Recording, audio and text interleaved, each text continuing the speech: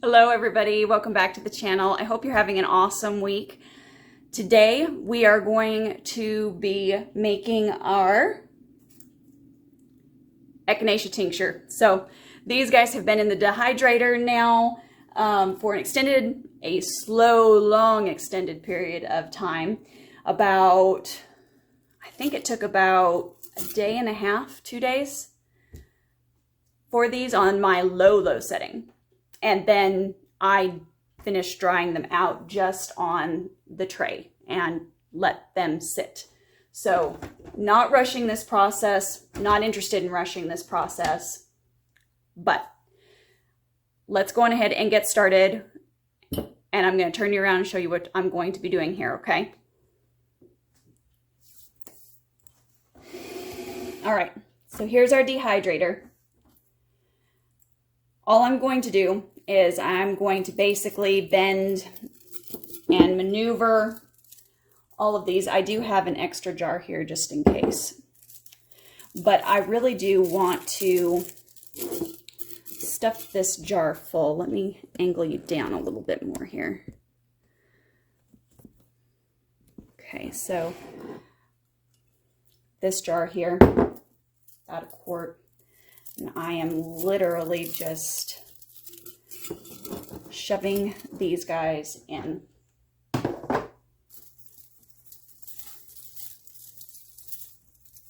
You can use all parts of the Echinacea plant, leaves, stems, flowers, when you're making Echinacea tincture. Actually, when you're doing almost anything with Echinacea, you can even use, I think they're called tubers is what they call. I can never remember if they're referred to as tubers or rhizomes, but they're all kind of in the same family that way. There are some obvious differences, but I do tend to get them backwards, I will admit. Okay. But I am literally packing this jar, every single nook and cranny that I can shove these into.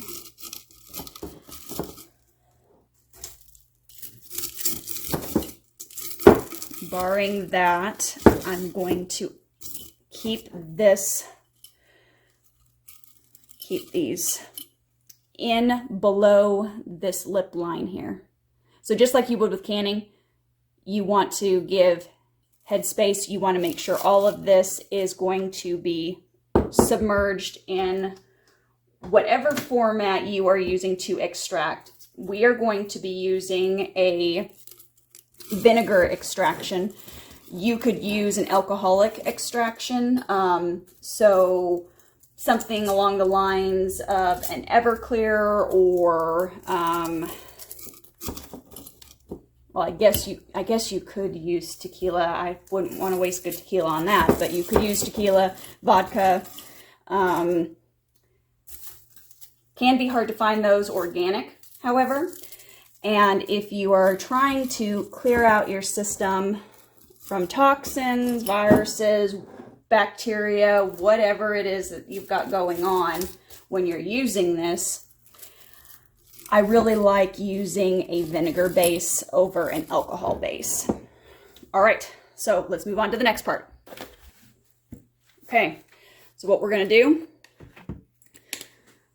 we're gonna cover this with good old-fashioned apple cider vinegar. If you're really industrious, you can actually make your own apple cider vinegar. Used to be called scrap apple vinegar. It does take a few months to cure, however, but it is an option if you are looking to do things yourself. Lid.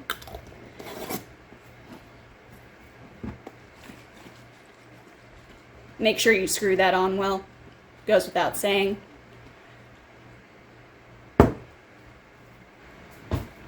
Okay, so what you're going to want to do now is you're going to want to put this in a spot where you are going to remember to shake it at least once a day. So for me, that's going to be on the windowsill.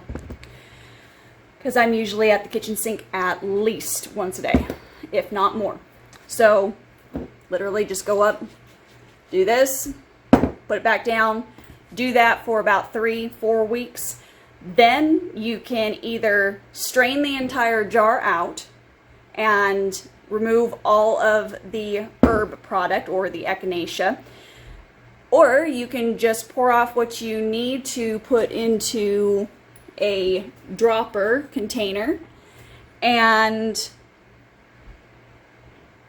leave it sitting on the window, shake it occasionally after the 4-week mark, and there you go. You can give yourself a dose of echinacea that way. Really simple, really economical, really affordable. Everything that was here was done with what I have on hand. So I now have an herbal medicine without really having to spend any extra money on an extra product.